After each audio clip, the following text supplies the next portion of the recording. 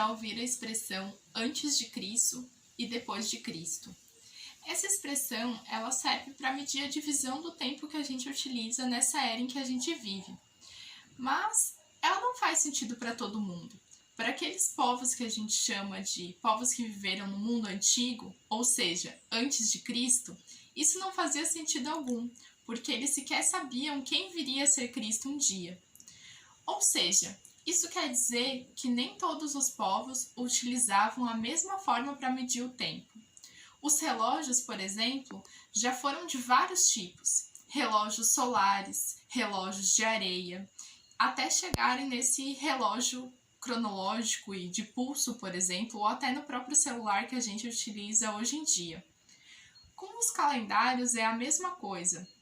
A gente já teve vários tipos de calendário ao longo do tempo em diferentes povos que habitaram diferentes lugares do mundo. Dá para acreditar, por exemplo, que esse aqui é um calendário do povo maia. E ao mesmo tempo, esse aqui também é um calendário, que é o calendário que a gente utiliza normalmente hoje aqui no Brasil. Com as nossas festividades, os nossos dias da semana, os nossos meses do ano. Então, os calendários podem ser muito diferentes dependendo da época e do lugar em que eles foram criados. Ou seja, o tempo podia ser medido pelo Sol, pela Lua, ou até mesmo por grandes acontecimentos que esses povos viviam e que podiam servir para demarcar também o tempo. Como, por exemplo, a nomeação de um rei ou até mesmo uma grande guerra que aconteceu entre esses povos.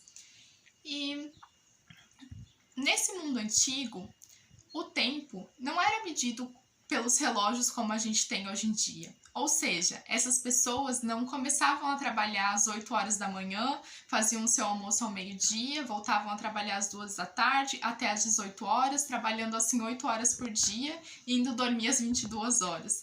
E com o celular despertando às 7 da manhã. Não, o tempo acontecia muito mais ligado a questões da natureza e a demandas da natureza. Então existia a época do ano de colheita, a época do ano de plantio, e todas as festas tinham a ver com essas demandas da natureza. Esse calendário que vai aparecer no vídeo agora, por exemplo, é um calendário celta. E nele a gente pode observar as estações do ano, assim como a gente também tem o verão, o inverno, o outono, a primavera. Então esse calendário é o que a gente pode chamar também de a roda do ano. Esse nome que a gente vê ali como Sanhai é uma festividade que marca para eles o início do inverno e que para a gente deveria ser comemorada em junho. Porém, a gente comemora essa data no mês de novembro, no dia 1º de novembro, com o Dia de Todos os Mortos. Porque para o povo celta, esse dia demarcava nos seus mitos a época em que o seu deus solar tinha uma jornada até o submundo e passava por esse mundo dos mortos. E por isso o sol, que era o próprio Deus, ficava mais fraquinho, trazendo frio. Aqui a gente comemora, como eu falei, essa data em novembro, mas o nosso inverno inicia em junho, porque eles estão no hemisfério norte e a gente está no hemisfério sul. Então, por isso que muitas das nossas festividades hoje em dia são demarcadas apenas pelo calendário, mas não tem a ver necessariamente com o ciclo da natureza naquele período. Da mesma forma, aparece nesse calendário celta a Ostara.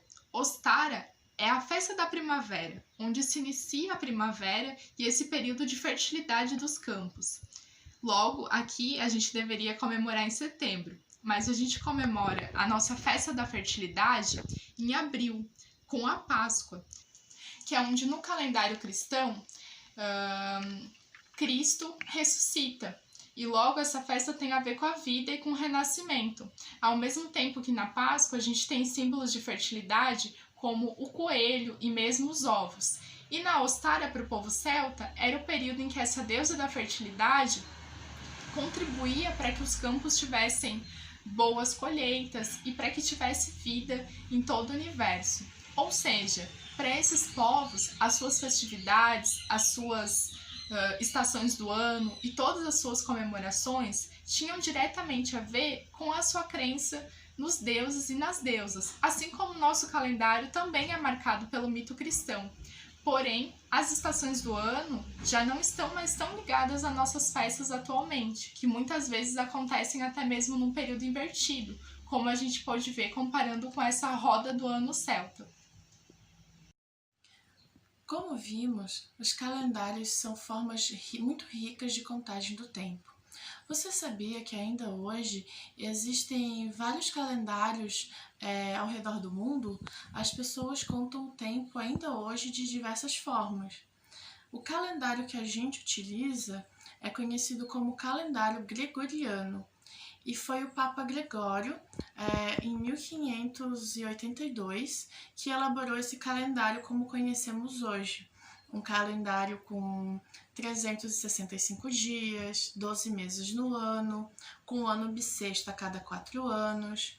E esse calendário é um calendário que a gente chama de calendário solar, porque a gente sempre pensa no Sol para medir esse calendário. Mas existem outros tipos de calendário, como o calendário muçulmano ou islâmico, por exemplo. Esse calendário é um calendário lunar, ou seja, a contagem do tempo é feita a partir do movimento que a Lua faz. Então, esse calendário tem em média 29 dias por ano, por mês. E são 12 meses. Então, no final do ano, a gente vai ter 354, 355 dias.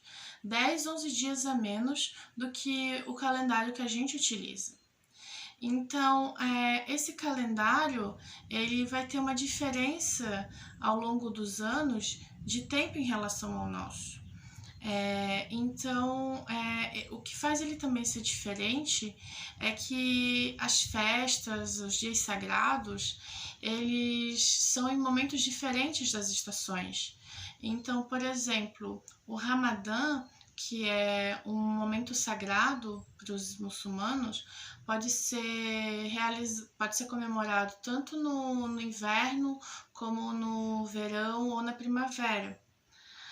Outro calendário que também é utilizado ainda hoje em dia é o calendário hebraico. Esse calendário é muito antigo.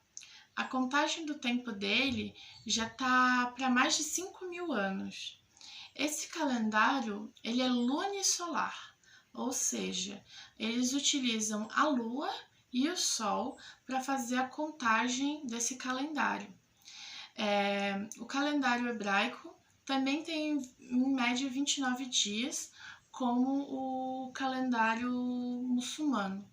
Só que a diferença dele é que a cada 2 ou 3 anos, um mês é adicionado a esse calendário, ficando com 13 meses no ano. Isso acontece para que o calendário fique ajustado também ao tempo solar. Então, as estações elas vão acontecer sempre no mesmo momento durante o ano. Como já vimos, a natureza ela era muito importante para os povos antigos e medievais, pois eles relacionavam o tempo com o mundo natural. Então, por isso que há uma relação muito forte com a natureza, com os astros, como o Sol e a Lua, para a contagem desse tempo.